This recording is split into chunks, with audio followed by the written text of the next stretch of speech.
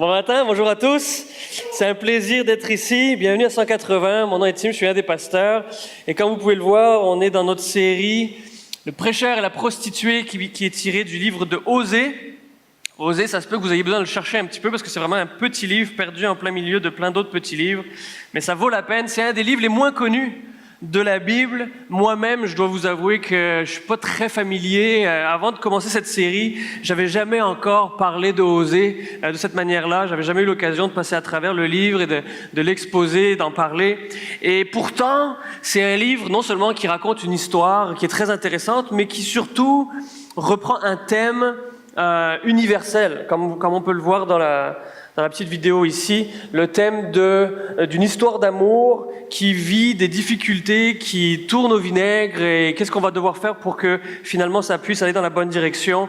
Il n'y a pas plus universel que un homme et une femme qui vivent quelque chose ensemble et qui vivent aussi des hauts et des bas, comme on a pu voir dans la petite vidéo.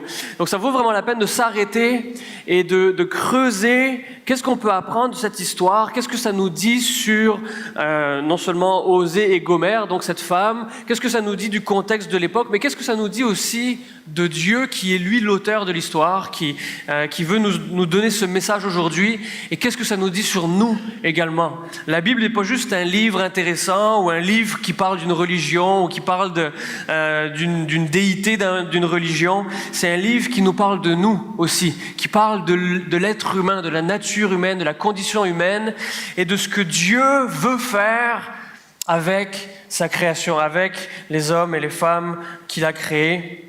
Et donc, alors qu'on regarde dans ce livre de Osée, comme j'expliquais la semaine dernière, c'est une situation où le peuple de Dieu, qui est Israël, se trouve dans une situation un petit peu curieuse où le royaume a été divisé en deux. Il y a eu des conflits, il y a eu des difficultés, et puis cette portion qu'on appelle le royaume d'Israël, qui est au nord, vit dans une période d'abondance matérielle. Les gens sont un petit peu une sorte de moyenne classe, une grosse moyenne classe, où ça va bien au niveau financier, monétaire, au niveau culturel et social. Il y a une sorte de confort et d'abondance, de prospérité, mais le contexte nous montre aussi que c'est une période où, si le compte en banque va bien, le cœur, lui, il est vide, il est sec, il est en train de dessécher et de mourir. C'est une période où le peuple est très loin de son Dieu. Ce peuple se définissait par son appartenance à Dieu. Le nom Israël parle de Dieu aussi. Dans leur identité, dans qui ils étaient en tant que peuple, ils avaient complètement tourné le dos à Dieu et à leur relation qu'ils avaient avec lui, leurs habitudes, leurs rites culturels et de société qu'ils pouvaient avoir. Ils ont complètement délaissé ça. Et Dieu veut regagner ce peuple, veut retrouver cette relation qui existait, veut regagner le cœur de ces gens qui se sont éloignés. Et on a vu dans la première partie que Dieu a envoyé Osée, qui est un prophète, c'est-à-dire un messager, un homme qui avait pour but, qui avait pour rôle de parler au peuple de la part de Dieu. Et il lui a dit, va marier une femme prostituée. Et évidemment, c'est un appel très curieux, très bizarre, mais aussi, c'est pas juste bizarre, on peut non seulement comprendre à quel point ce serait curieux et bizarre si, je sais pas moi, à votre party de famille à Noël, il y avait un cousin qui se levait puis qui dit « Bon, j'ai quelque chose à vous annoncer, ma nouvelle blonde, voilà son contexte, c'est une prostituée », puis tout le monde serait un petit peu déstabilisé, puis choqué. Probablement, il y a bien des gens qui regarderaient cet homme-là avec du mépris, avec de la déception. Comment est-ce qu'il a pu se rendre là? On avait des attentes différentes pour lui. Pourquoi il est tombé si bas? Et toutes sortes de choses comme ça. Mais là, c'est un homme de Dieu qui a pour rôle d'être la voix, d'être le porte-parole de Dieu auprès du peuple. Et là, c'est lui qui se retrouve dans cette situation et qui doit aller trouver une femme qui est prostituée, se marier avec elle, avoir des enfants avec elle, fonder une famille qui est loin d'être la famille idéale. C'est une famille qui, au départ, en partant, est dysfonctionnelle, est brisée, même peut-être vouée à l'échec. Et pourtant, Dieu est en train d'accomplir un plan à travers ça. Et ce qu'on apprend dans le livre, et c'est pas un punch que je livre ce matin parce que c'est ce que j'ai dit la semaine dernière, mais finalement c'est une leçon d'objet pour que le peuple comprenne que eux ont fait ça vis-à-vis de Dieu. Ils se sont détournés, ils ont choisi de poursuivre d'autres idoles ou d'autres choses à aimer, à poursuivre passionnément plutôt que Dieu. Ils ont délaissé Dieu de la même manière qu'une femme délaisserait son mari pour aller avec d'autres hommes. Et le but de l'histoire, c'est de choquer. Parce que Dieu est en train de dire à son peuple, je veux que vous réalisiez que ce qui est en train de se passer, c'est quelque chose d'extrêmement important et d'extrêmement grave. Et la leçon d'objet qu'il utilise a pour but de choquer, pour ne pas permettre au peuple de rester indifférent et penser que tout est bien, tout va bien, tout est correct. Et on est donc dans cette histoire où non seulement Osée a marié Gomère, mais que au fur et à mesure on n'a pas nécessairement la chronologie précise, mais éventuellement Gomère a décidé de retourner à sa vie passée, de retourner vers d'autres hommes, de recommencer à se vendre à d'autres et de trahir son mari, qui l'avait aimé, qui était allé la chercher, qui l'avait accueilli dans sa maison, dans sa vie. Et elle a délaissé tout ça pour aller retourner vers d'autres hommes, pour trahir son époux. Et on est donc maintenant au chapitre 2 du livre de Osée. Et ce qu'on va voir en premier lieu, c'est en fait la chose la plus logique possible, mais ça peut nous arriver des fois de prendre le récit puis de se dire c'est une belle histoire, je me demande ce qui va se passer. Si je vous avais dit qu'est-ce qui se passe quand une femme trahit son mari, quand un mari trahit sa femme, c'est quoi la prochaine chose qui va arriver? L'autre personne, elle va probablement réagir, puis réagir émotionnellement, réagir d'une manière qui est pas seulement une sorte d'analyse cérébrale, en se disant c'est pas vraiment l'idéal, c'est pas exactement le scénario le plus propice pour la prospérité de la famille. Non, certainement pas. Si vous avez quelqu'un dans votre vie, vous savez que si quelque chose comme ça arrivait, votre monde en entier s'écroulerait. Votre cœur serait lourd et pesant, puis vous n'arriveriez plus à dormir, vous seriez avec une sorte de colère constante, ardente, qui brûlerait à l'intérieur. Et on arrive dans le chapitre 2, puis on voit Osée, qui n'est pas indifférent, bien sûr. Il aime cette femme, et il a des plans de bonheur avec elle, et toutes ces choses-là sont en train de complètement être flushées dans la toilette. Et on arrive au chapitre 2, on peut lire à partir de verset 4, où Osée prend la parole, puis là vraiment, on pourrait dire en québécois, il pète un câble, ou il y a quelque chose qui saute, dites-le dans votre jargon à vous comme vous voulez, mais il réagit avec beaucoup d'émotion, avec beaucoup de passion. Il dit « Plaidez contre votre mère, car elle n'est pas ma femme, et je ne suis pas son mari. Qu'elle retire de son visage ses prostitutions et d'entre ses seins ses adultères. Sinon, je la déshabillerai pour qu'elle soit toute nue. Je la rendrai pareille au jour de sa naissance. Je la transformerai en désert. Je la changerai en une terre aride, et je la ferai mourir de soif. » On va s'arrêter là une seconde. C'est intense, c'est intense. Et quand on lit ce texte, il y a deux choses qu'on peut ressentir. La première, c'est « Wow, le gars, il est vraiment en train de dire qu'il veut que sa femme meure. »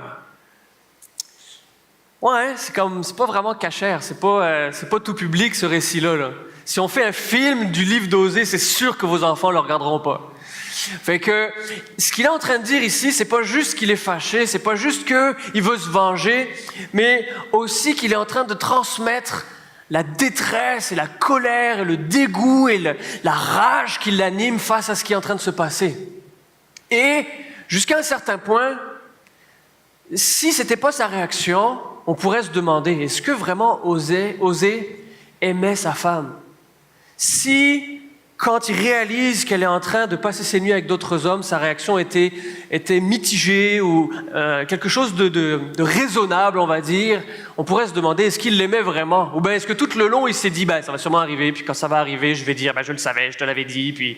Non, Osée aimait sa femme, puis sa réaction est violente à cause de son amour pour elle. Et il y a certaines choses dans le texte que je veux juste éclaircir. En fait, l'image qui est transmise ici, surtout au début, quand il dit qu'elle retire de son visage et d'entre ses seins ses adultères, à un moment donné sur YouTube, il va y avoir moi qui parle de seins dans une église, ça va être intéressant. Mais ce qu'il est en train de transmettre comme image, c'est qu'elle porte des bijoux. Elle a des ornements, du maquillage, toutes sortes de choses qu'elle porte qui lui ont été donnés par d'autres hommes. Pouvez-vous imaginer un instant un couple où l'homme soupçonne quelque chose, il se demande si sa femme n'est pas en train de voir quelqu'un d'autre, et il se demande si elle lui est fidèle, et c'est qui cet autre homme, est-ce qu'il existe vraiment, puis elle rentre le soir chez elle, puis elle a un collier qu'il n'a jamais vu, elle a des boucles d'oreilles qu'il n'a jamais vues, qui coûtent cher, puis là il se dit, son adultère est dans ma face, devant moi. C'est pas subtil, c'est pas discret, c'est pas « Hey, je vais essayer de m'arranger pour que mon mari ne le découvre jamais. » Puis là, son mari tombe sur les bijoux qui lui ont été offerts par d'autres hommes. Pouvez-vous imaginer les sentiments qui peuvent traverser l'esprit d'un tel homme dans cette situation? En réalité, j'ai déjà entendu des histoires similaires où la réaction de l'homme, ça a été de prendre une carabine puis de tuer sa femme. Ça, c'est le niveau de réaction qui peut arriver. Je ne dis pas que c'est la réaction normale, mais d'être en colère, puis de ressentir des émotions intenses quand notre amour est déchiré et détruit, c'est une réaction normale, sinon il n'y aurait pas d'amour. Osée est en train de dire, ma femme a fait des choses vraiment extrêmes, je veux que ça cesse. Le passage sur la nudité ne parle pas nécessairement d'une action littérale, mais c'est une démarche qui, à l'époque, la nudité, bon, aujourd'hui aussi jusqu'à un certain point, mais c'est une démarche qui signifie et qui porte le sens d'humiliation. Et ce qu'Osée est en train de dire ici, c'est qu'il va y avoir des conséquences à ce que sa femme a fait. Et si elle ne cesse pas sa prostitution,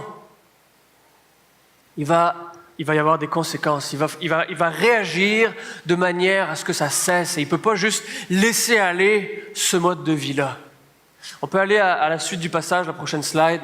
Il continue en disant « Je n'aurai pas compassion de ces enfants, car ce sont des enfants de prostitution. Leur mère s'est prostituée, celle qui les a conçus s'est déshonorée. En effet, elle a dit « Je veux suivre mes amants, ceux qui me donnent mon pain et mon eau, ma laine et mon lin, mon huile et ma boisson. » Osée est en train de dire que sa femme est vraiment rendue très loin. Et si on parle de proximité émotionnelle, vous savez, on utilise des expressions comme « j'aimerais ça me sentir plus proche de ma femme » ou la femme qui dit « j'aimerais ça me sentir plus proche de mon mari ». Osée est en train de dire « on n'est pas proche, on n'est même pas proche d'être proche, on est tellement éloigné qu'il semble qu'il n'y ait plus d'espoir ». Elle dit, Gomer dit, je veux suivre mes amants. Il y a une décision de délaisser son mari et à la place de poursuivre les autres hommes qui ont pris sa place dans sa vie.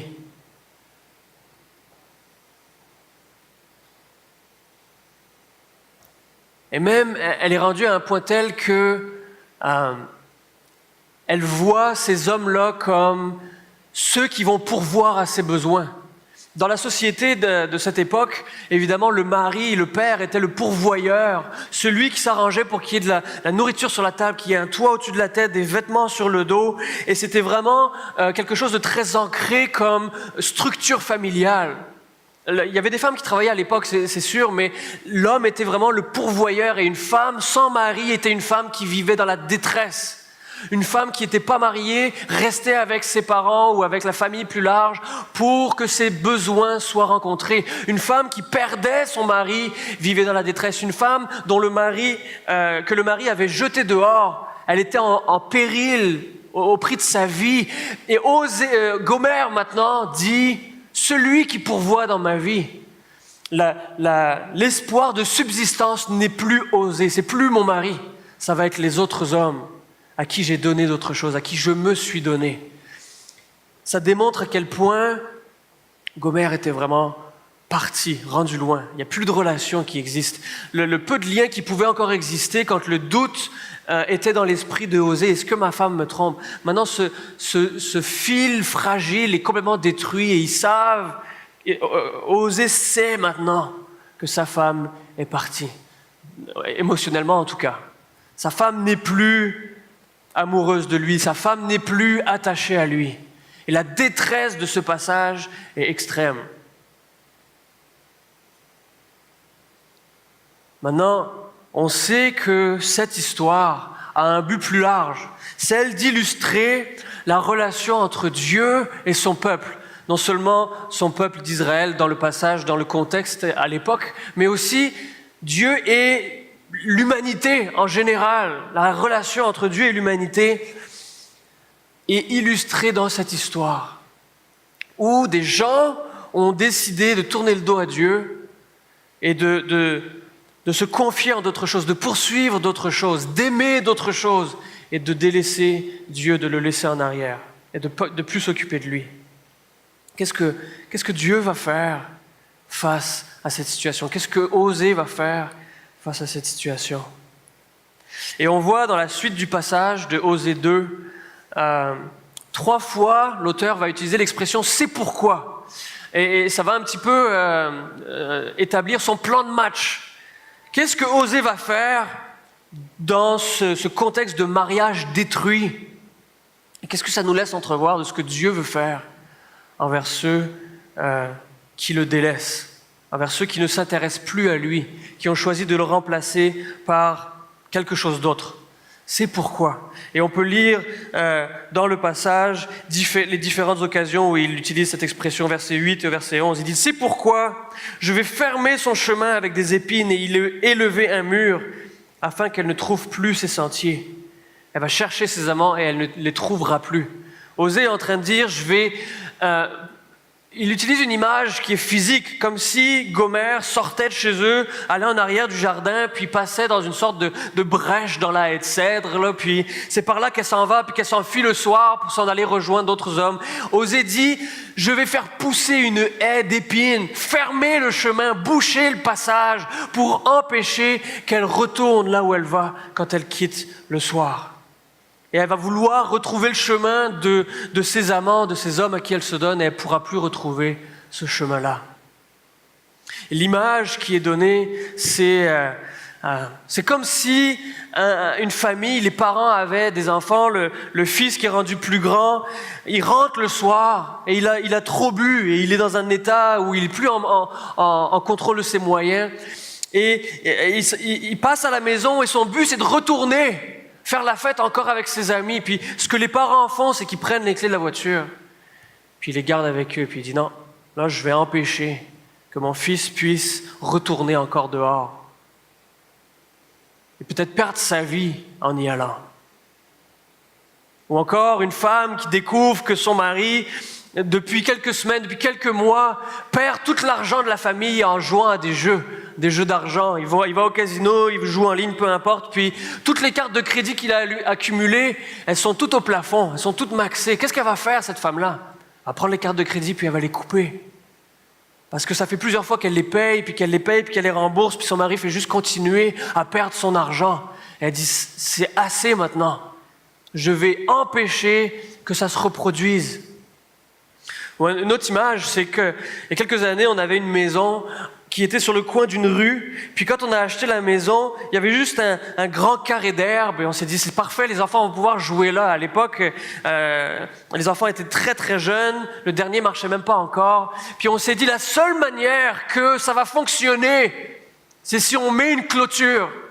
Parce que sinon, c'est sûr, nos enfants vont se rendre dans la rue. Et je vais empêcher que mes enfants se rendent dans la rue pour leur propre bien, pour les protéger. Et c'est la première chose qu'on a fait dès qu'on a eu l'occasion. On a construit une clôture. Maintenant, quelqu'un pourrait dire, hey, c'est poche. Tu es en train de brimer leur liberté. Tu es en train de les empêcher de jouer. C'est des enfants, ils sont faits pour jouer. Laisse-les jouer, pas de clôture. Mais non. Parce que je les aime, mes enfants, puis je veux qu'ils restent en vie, puis qu'ils puissent continuer à jouer, puis la seule manière que ça va arriver, c'est si je mets cette clôture. Et Osée est en train de dire, je vais ériger une clôture. Je veux que ce qui est en train de se passer en ce moment, ça s'arrête, ça cesse. Non seulement pour lui, mais pour le bien de sa famille, pour la survie de sa famille. Si quelque chose peut être sauvé, alors il faut le sauver.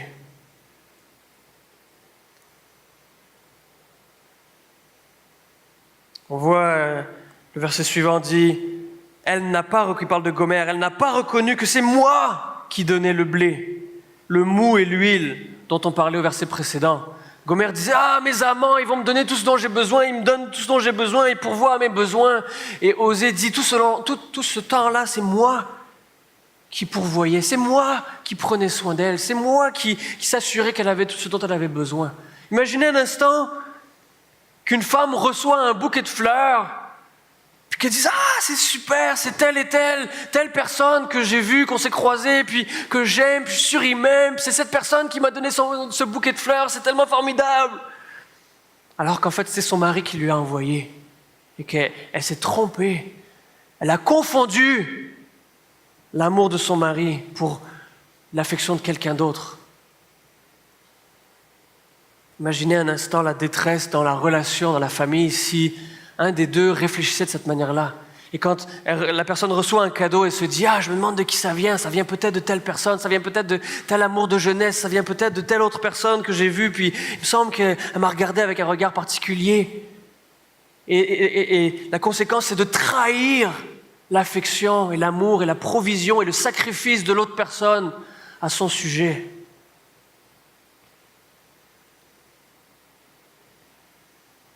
Le contexte nous apprend qu'à l'époque, le peuple d'Israël utilisait toutes sortes de choses, que ce soit des récoltes agricoles, que ce soit des animaux, que ce soit le travail de leurs mains, et ils utilisaient ces choses-là et ils allaient les offrir à d'autres dieux. Et Dieu, il dit, c'est moi qui vous ai donné ces choses-là. C'est moi qui vous ai donné ces bénédictions. C'est moi qui fais tomber la pluie sur vos récoltes. C'est moi qui vous donne des animaux, puis du bétail. Puis vous utilisez mes cadeaux pour aller adorer d'autres dieux. Quelle aberration! Vous n'avez pas reconnu mes bénédictions. Vous n'avez pas reconnu que moi, je vous ai donné des belles et des bonnes choses. Et vous utilisez ces choses-là pour aller dire merci à quelqu'un d'autre.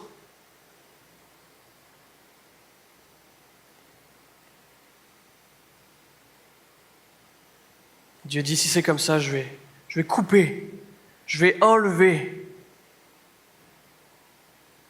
Et c'est ce qu'il dit au verset 11, c'est pourquoi je reprendrai mon blé et mon mou, et j'enlèverai ma laine et mon lin, qui devaient couvrir votre nudité.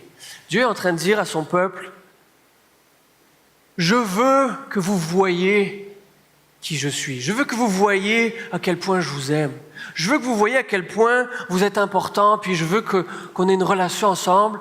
Et la seule manière que ça va arriver, c'est si je vous montre que c'était moi tout ce temps-là qui prenais soin de vous. Et la seule manière de faire ça, c'est de retirer, d'enlever mes bénédictions. Et je suis sûr que vous avez déjà ce sentiment à l'esprit. Jusqu'ici, c'est assez difficile, ok, on s'entend? C'est assez dur, c'est assez tough, c'est compliqué, que ce soit la relation de Osée et Gomère où on se dit c'est vraiment catastrophique où ils sont rendus, que ce soit la colère d'Osée en réaction, ou que ce soit le parallèle entre Dieu et son peuple. Il y a vraiment une partie où c'est désastreux. On vient juste de faire le constat qu'il y a eu une trahison majeure dans la relation et il va y avoir des conséquences à cette trahison. Et comme dans n'importe quelle relation, quand on adresse un problème réellement et qu'on va au fond d'un conflit, la première étape, c'est une étape douloureuse, où on doit faire le tri, on doit mettre la saleté sur la table pour comprendre et voir l'ampleur des dégâts. Quand on est en chicane avec quelqu'un, que ce soit avec peut-être votre conjoint, votre conjointe, vos parents, vos enfants, vos amis, quand on est en chicane, la première étape vers la réconciliation, c'est de dire ce qui ne va pas, c'est de verbaliser le problème. Et c'est laid. C'est laid parce que c'est laid le péché, c'est laid quand on se fait du mal. Quand on se fait du mal les uns aux autres, c'est jamais beau. C'est hideux. Et le plan ne s'arrête pas là. Restez avec moi encore quelques minutes. Le plan ne s'arrête pas là. Et Dieu a dit en premier, c'est pourquoi je vais, vous rappelez, boucher le chemin. Je vais fermer le chemin, je vais mettre une barrière. Le deuxième, il dit, c'est pourquoi je vais couper ma bénédiction pour que vous compreniez que c'est de moi que ça venait. Et il y a un troisième qui s'en vient et c'est le verset le plus beau de tout le livre. C'est une transition complètement incroyable que Dieu amène ici. Et il dit au verset 16, c'est pourquoi, voici, c'est Osée qui parle à Gomère, c'est pourquoi voici, je veux la séduire et la conduire au désert et je parlerai à son cœur. C'est pourquoi je veux la séduire, la conduire au désert, et je parlerai à son cœur. Vous voyez la progression ici? Osée a commencé en disant, ce qui arrive là, c'est la pire catastrophe qui pourrait arriver.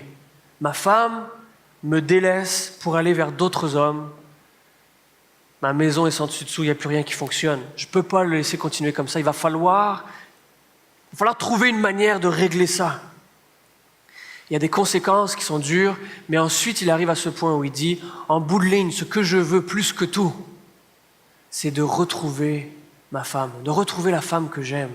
Que de nouveau, nous puissions être un couple qui s'aime, qui est proche l'un de l'autre, qui est connecté ensemble. Pouvez-vous imaginer la mesure d'humilité et d'amour et de sacrifice que ça prend pour un homme de dire « Ma femme qui m'a trompé à répétition, je veux reconquérir son cœur. » Vous savez, dans mon expérience, pas conjugale à moi, mais dans les gens que je connais, personnellement, je connais un couple qui a vécu l'adultère. Non, c'est pas vrai, j'en connais deux maintenant que j'y pense. Je connais deux couples qui ont vécu l'adultère et qui sont ensuite retournés ensemble et que leur vie ensemble ne s'est pas terminée là.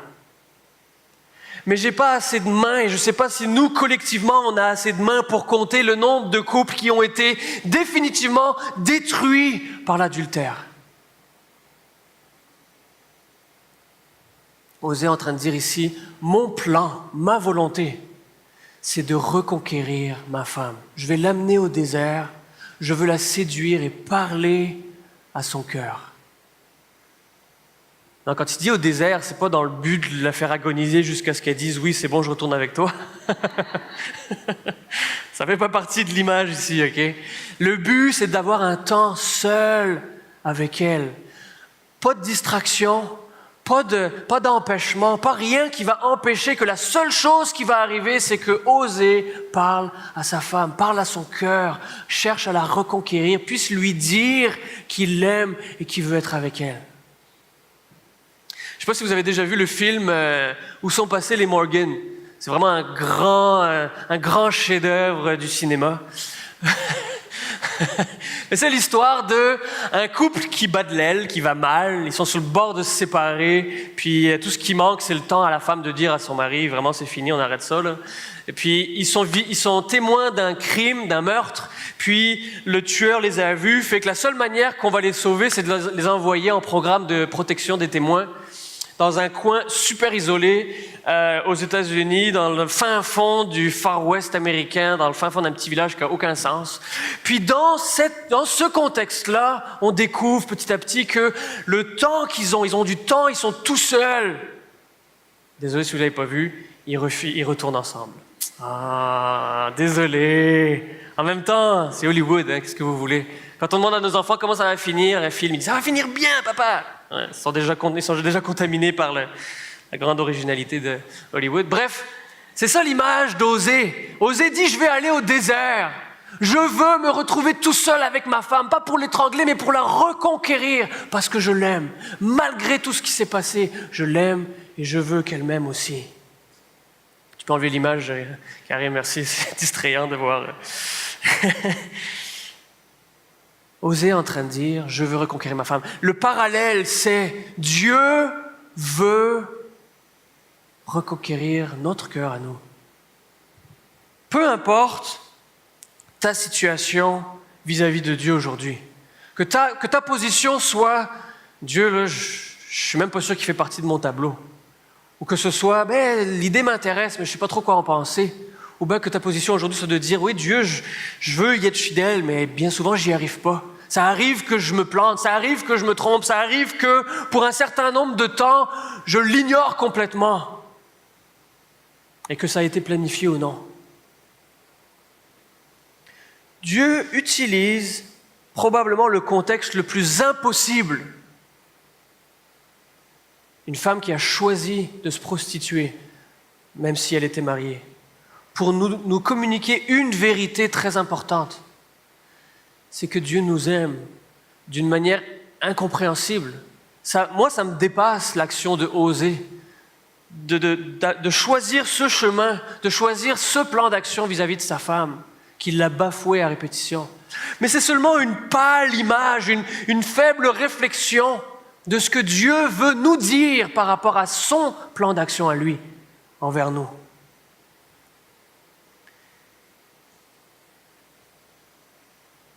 Et il continue dans la fin du chapitre 2 en disant « Je vais reconquérir mon peuple. Je vais montrer aux gens que je les aime. » Et au lieu de donner ce qu'on mérite, il veut nous donner ce dont on a besoin. Et il dit à la fin du passage qu'il va rétablir toutes les choses qu'il a dit. Je vais devoir l'enlever pour un temps, pour que vous compreniez que c'est moi qui vous bénis, que c'est moi qui vous aime, que c'est moi qui prends soin de vous. Il termine le passage en disant, il annonce ce qu'il va faire et ce qui va arriver en conséquence. Et il dit, en ce jour-là, quand il aura fait ce qu'il aura besoin de faire, j'exaucerai, dit l'Éternel, j'exaucerai les cieux et ils exauceront la terre. Et la terre exaucera le blé, le mou et l'huile. Et ils exauceront Jisraël, qui fait référence au premier fils de Osée. Je planterai pour moi l'Orushama, qui veut dire sans pitié, si vous vous rappelez. Et je lui ferai miséricorde, je lui donnerai pitié. Et je dirai à Lo-Ami, qui est le troisième fils de Osée, qui veut dire tu n'es pas mon peuple, je lui dirai tu es mon peuple. Et il répondra mon Dieu. L'image qui est transmise ici, c'est que Dieu va rétablir toutes choses. Parfaitement, la relation sera parfaitement rétablie, la réconciliation sera complètement consommée. C'est curieux, je vais retourner à Hollywood une seconde, c'est curieux comment on voit ce genre de fil conducteur dans à peu près tous les films romantiques. Vous savez, il y a une fille qui trouve un gars intéressant, puis là, il y a comme quelque chose qui arrive, mais il y a d'autres événements qui font en sorte que ça marche plus, puis là, on espère qu'à la fin, il y ait une réconciliation, puis là, la fille, vu que ça marche pas comme elle pensait, elle décide de déménager à l'autre bout du pays, puis à la dernière seconde, elle est dans le terminal, puis elle va prendre l'avion, puis d'ici quelques secondes, ce sera trop tard, elle sera dans l'avion, puis là, elle se retourne, puis le gars, il est là, puis là, il se réconcilie, puis à la dernière minute, tout est parfait, tout est revenu ensemble, puis là, on se dit, oh, ça finit bien, papa, ça finit bien. Ok, une confession personnelle. On a regardé hier soir Orgueil et préjugés, un autre grand... Les filles, vous êtes... Les gars, désolé, votre femme va vous faire regarder ce film-là cet après-midi. C'est exactement ça qui se passe dans le film. Le gars, il aime la fille elle aime le gars, mais il se passe toutes sortes d'affaires qui font en sorte que ça marche pas jusqu'à la toute fin du film, où il y a là une réconciliation impossible qui a lieu et ils vécurent heureux ensemble pour la fin de leur jour, etc., etc. Est-ce que ça se peut que dans notre aspiration humaine, universelle, on ait un désir désespéré pour une relation qui marche, pour une réconciliation enfin, puis que ce qu'on voit autour de nous, c'est des conflits, des problèmes, tout ce qui empêche une relation d'avoir lieu, puis de grandir, puis de fleurir, puis de porter des fruits, mais que au fond de notre être, ce qu'on espère, c'est une véritable réconciliation, une véritable relation. Est-ce que ça se peut qu'en fin de compte, on ait été créé pour ça? Et qu'on n'arrive pas à le faire par nous-mêmes. Et que la seule raison pourquoi ça se retrouve dans tous les films, c'est parce que c'est ce qu'on désire en bout de ligne, mais qu'on ne sait pas comment s'y prendre. Puis qu'on crée des scénarios où ça arrive, puis qu'on regarde ces films-là, puis qu'on fait tout « Ah, on aimerait que ça arrive dans notre vie aussi ». Vous savez, ce qui est compliqué avec les réconciliations, c'est que c'est un élément hautement instable. Repensez à une chicane avec quelqu'un, une vraie chicane. Là. Même peut-être vous avez été en tort, peut-être c'est l'autre qui est en tort, ça n'a pas d'importance. De toute façon, vous étiez les deux en tort, je le sais. Fait que là, vous vous dites, bon, je vais minder, puis on va se réconcilier, je vais faire tout ce que je peux faire pour qu'on se réconcilie. La réalité, c'est que vous n'avez pas le contrôle sur la réconciliation. Tout ce que vous pouvez faire, c'est tous vos efforts, puis laisser sur votre orgueil, demander pardon, puis espérer que l'autre personne vous pardonne. Dans le récit qu'on voit ici, Dieu dit « Je vais poursuivre mon peuple », comme Osée a dit « Je vais poursuivre ma femme ». parce que je veux l'aimer et qu'elle m'aime en retour. Mais Dieu déclare au verset 18, « En ce jour-là, dit l'Éternel, tu m'appelleras mon mari, tu ne m'appelleras plus mon maître.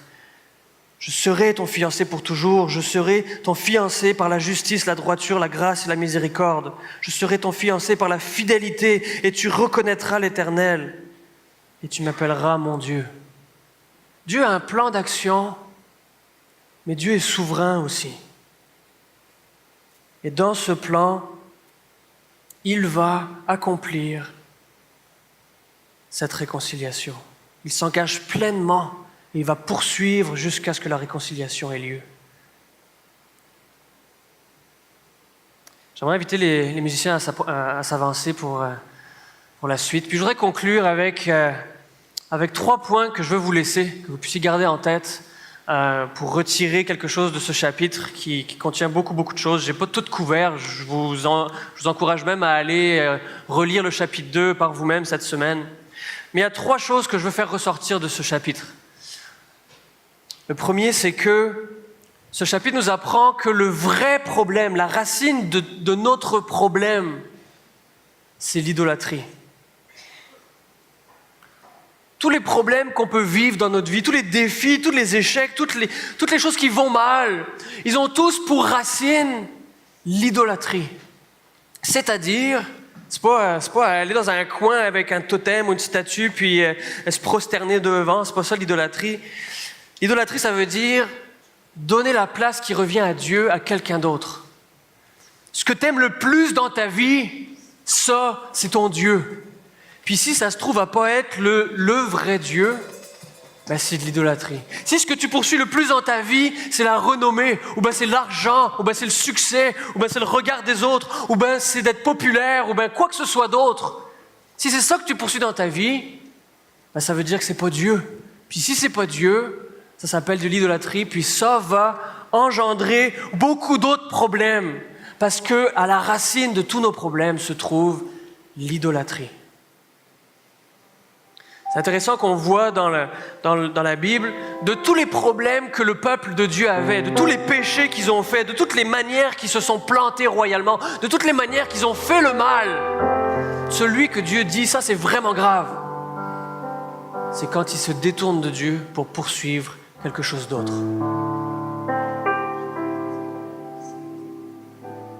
On va voir tout au long du livre de Osée pourquoi est-ce que l'idolâtrie est si important et si grave. Mais gardez ça à l'esprit, à la racine de tous les maux, de tous les problèmes se trouve l'idolâtrie. Et pour qu'il y ait un changement véritable qui ait lieu, la racine doit être enlevée. Moi, je me suis fait dire assez rapidement que si tu tires sur le pissenlit mais que la tige brise, ben, tu n'as rien accompli finalement, parce que ça va repousser. Ça va repousser très vite, puis il n'y a rien qu'à changer. Vous avez déjà eu de la rhubarbe chez vous? Ça, c'est fatigant. La racine, là, elle est super creuse. Là, puis si tu tires dessus puis que tu n'es pas sûr de ton truc, là, c'est sûr que ça va repousser. C'est la même chose avec le péché, avec le mal qui nous anime, avec ce qui nous sépare de Dieu. Il y a beaucoup d'éléments qui sont seulement des symptômes du vrai problème, qui est l'idolâtrie. Et tant qu'on ne touche pas à la racine du problème, tout le reste va continuer à pousser. Et ça sert à rien de se dire, je vais arracher cette mauvaise herbe-là, je vais arracher cette mauvaise herbe-là, puis ça va faire un vrai changement dans ma vie, parce que tant que la racine n'est pas touchée, il n'y a pas de vrai changement qui peut avoir lieu. Deuxième point qu'on apprend dans ce chapitre, c'est que pour gagner ton cœur, Dieu va faire tout ce qui est nécessaire. Il y a certains éléments dans le chapitre qui nous troublent, qui nous choquent, même qui nous repoussent peut-être, où on se dit, c'est raide, c'est dur, c'est violent, c'est vraiment extrême. Mais Dieu va faire tout ce qui est nécessaire pour gagner ton cœur. Et pas pour nous faire du mal, pas pour nous brimer, pas pour nous enfermer, pas pour nous contraindre, pas pour se venger, mais pour notre propre bien. Pour notre propre bien. Ça se peut que Dieu va bloquer la route parfois. Ça se peut que Dieu va fermer des portes parfois dans notre vie. Et peut-être qu'il le fait pour notre bien, pour nous préserver, pour nous protéger, pour nous empêcher de marcher encore plus vers ce qui va nous détruire. Je ne connais pas ta situation ce matin, mais ça se peut qu'il y ait quelque chose dans ta vie qui marche juste pas. C'est juste comme rentrer dans un mur, il n'y a pas de porte qui s'ouvre. Est-ce que peut-être Dieu est en train de garder cette porte fermée pour empêcher que tu te fasses toi-même du mal?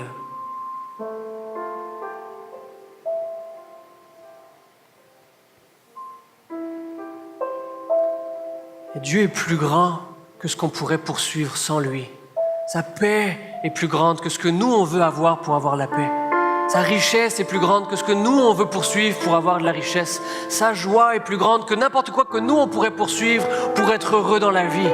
Et que s'il ferme la porte, c'est pas pour nous priver de joie, c'est pas pour nous priver de paix ou de richesse, c'est parce qu'il veut quelque chose de mieux pour nous. Il veut notre bien. Et il est prêt à tout pour nous gagner à son cœur.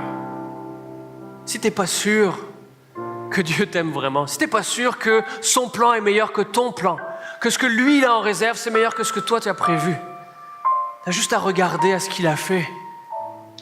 Regardez à la croix de Jésus, où Jésus-Christ a donné sa propre vie pour que tu puisses connaître Dieu. La mesure de l'amour de Dieu pour toi, c'est ça. C'est ce qu'il a été prêt à payer pour que tu puisses le connaître. C'est à ce point-là que Dieu t'aime. Et le troisième point, c'est que le but de Dieu, c'est la véritable adoration. C'est-à-dire qu'on puisse voir Dieu tel qu'il est, qu'on puisse comprendre qui il est, qu'on puisse vivre en fonction de ce Dieu qui est grand et qui nous aime. Parce que n'importe quoi d'autre qu'on va poursuivre à la place de Dieu va être moins bon, moins bien, moins grand et moins satisfaisant. Dieu ne veut pas juste nous enlever les choses qui, selon nous, nous donnent du plaisir et de la joie. Il veut le remplacer par quelque chose de meilleur, quelque chose de plus grand et de plus beau. La Bible nous dit que Dieu a des plans pour nous, des plans de bonheur et non de malheur, nous dit Jérémie 29. Et c'est vrai, il ne veut pas juste nous enlever certaines choses, il veut nous donner ce qu'il y a de mieux. C'est ça son plan. C'est ça son plan pour ta vie, parce que Dieu t'aime. Et si l'image d'un homme qui a été trompé par sa femme et qui veut la reconquérir peut inspirer quelque chose, et vous trouvez que c'est beau et que c'est grand et que c'est noble, dites-vous que Dieu vous aime encore plus que ça. La décision de Dieu de te poursuivre, de reconquérir ton cœur, c'est encore plus grand que ce qu'on peut voir dans l'histoire de Osée et de Gomère. Et le but de Dieu, en bout de ligne, c'est qu'à travers la vraie adoration, on puisse être vraiment heureux, être vraiment comblé, goûter ce pourquoi on a été créé et non pas juste vivre avec des dérivés médiocres et des petites joies passagères qui finalement, en bout de ligne, vont juste nous faire du mal à long terme. Dieu veut nous donner ce qui est bon.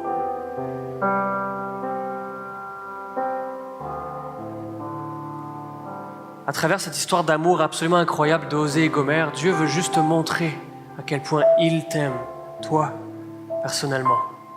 C'est la leçon que je veux que tu gardes dans ton cœur ce matin. Prions s'il vous plaît.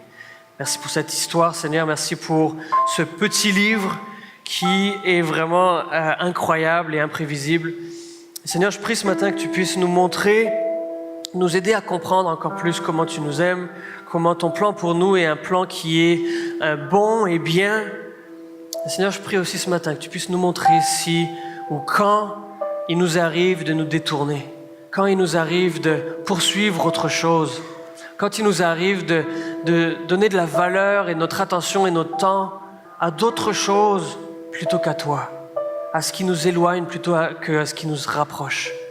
Seigneur, montre-nous les endroits dans nos vies où on a besoin de faire demi-tour pour retourner vers toi. Et merci parce qu'en tout temps, ta décision est prise et tu veux nous emmener et parler à notre cœur et reconquérir notre affection. Merci parce que toi, tu demeures fidèle. Même si nous, on est prêt à partir à droite, à gauche, bien souvent, toi, tu demeures fidèle. Et tu veux nous montrer à quel point tu nous aimes. Et bien qu'on ne le mérite pas, Seigneur, merci. Merci parce qu'à cause de Jésus-Christ, on peut te connaître, on peut être réconcilié avec toi. On peut être libéré de ce qui nous séparait de toi. Merci Seigneur, merci pour ce sacrifice que tu as payé pour qu'on te connaisse. Merci Seigneur, amen.